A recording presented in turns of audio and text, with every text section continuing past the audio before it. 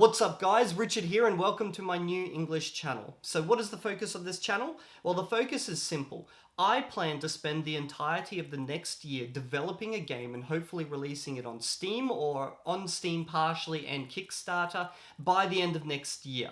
Now, what game I'm going to develop hasn't yet been fully decided. I have some ideas, but the purpose of this channel is basically to record my journey from not having any type of game all the way to having a complete game that's on the market and hopefully turning me a profit.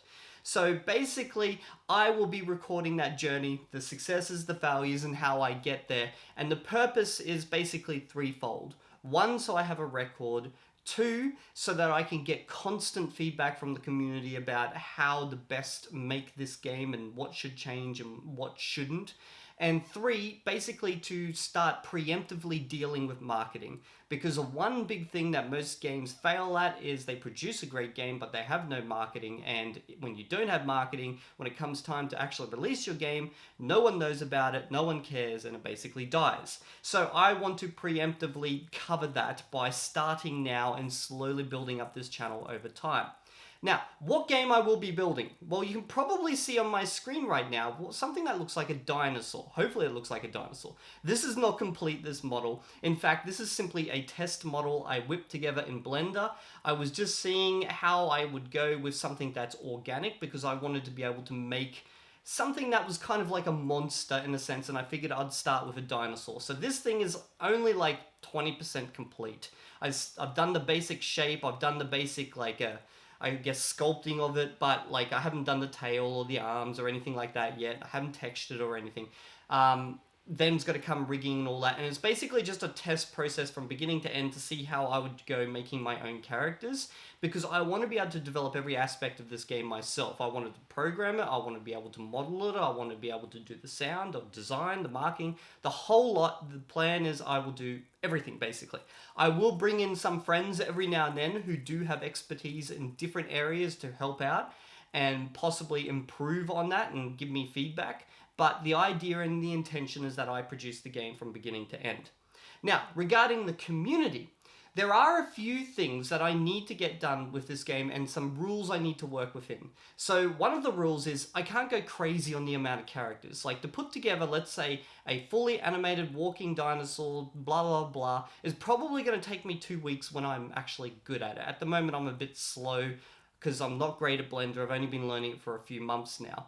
So it's going to take me a while to put together a character. So whatever game I build can't have many characters, and I don't want to just go download assets, and I don't want to invest too much money into like purchasing assets, so I want to be able to build those out myself. So that's one thing.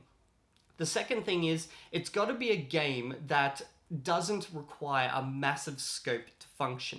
I'll probably be dealing with a single player game. Although I love multiplayer and I can program multiplayer, it just adds a whole layer of complexity on top of that, which would just make it difficult. So I'm thinking something that's small, but dynamic enough and procedurally generated so that every time you play it, it's different. And I'm also focusing on that aspect because I want it so if a YouTuber makes a video about this, because you guys know I'm a YouTuber, at least on my main channel, I want them to be able to play it, and then the next YouTuber who plays it gets a totally different experience, so that when the players see that, they're like, hey, you know what? I want to have my own personalized experience when playing this game, so I want something that's very procedural. I want something that doesn't have too many characters.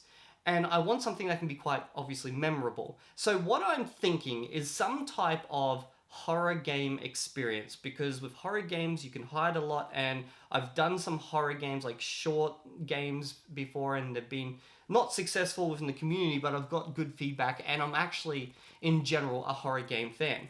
Now, I also want to bring in some other communities to work with this game. So I want to be able to somehow showcase the Esperanto community within this game. Obviously, there will be a translation, so you'll be able to just play it in Esperanto. That won't be a problem. But I do want to make it more than just a translation. I want it to be somehow part of the world building itself. So I'm hoping that out there are people who have got some good ideas, can lay them down in the comments for me. And maybe I can steal those ideas and use them or work with them. I also plan to bring in the Encapsulated Language community. That's another community that I've been working with. and somehow bring that into the mix. So that's 2 communities right there. And I'm also thinking about how I can help promote things like cryptocurrencies within the game world itself, especially Myriad and those, because that's another area that I'm really interested in. So basically, it comes down to this great big balancing act of obviously making a good game, but then incorporating these real world kind of niche concepts into it to give it like a really interesting flavor. Anyway, I just showcased my little dino. I'm quite proud of him. I have not finished him. He's still got to do the arms, got to do the tail. I'll probably in a few days do a video update to see where he's up to, how he's going. I'll also, before I actually start the game, do a couple of practice projects, specifically in Godot. I call it Godot, but everyone seems to call it Godot. It's another engine. It's completely open source. Because I want to see how well it can do with 3D, and there's also a 2D project I'm working on with a designer. And basically that's just to test that engine and see if it will do what I want it to do. But if I do go down the horror game approach, I'm most likely going to be programming with an Unreal Engine, which is actually my specialty. I'm really good with Unreal Engine. I've spent over a year working on Unreal Engine, and it is perfect for horror games because it just has so much stuff that you can use for atmospherics and things like that. Anyway, that's my short video. I just wanted to present to you my plans, and hopefully you guys will want to join me on this crazy ride. And yeah, if you got any ideas, leave them in the comments, and I'll see you all in the next video.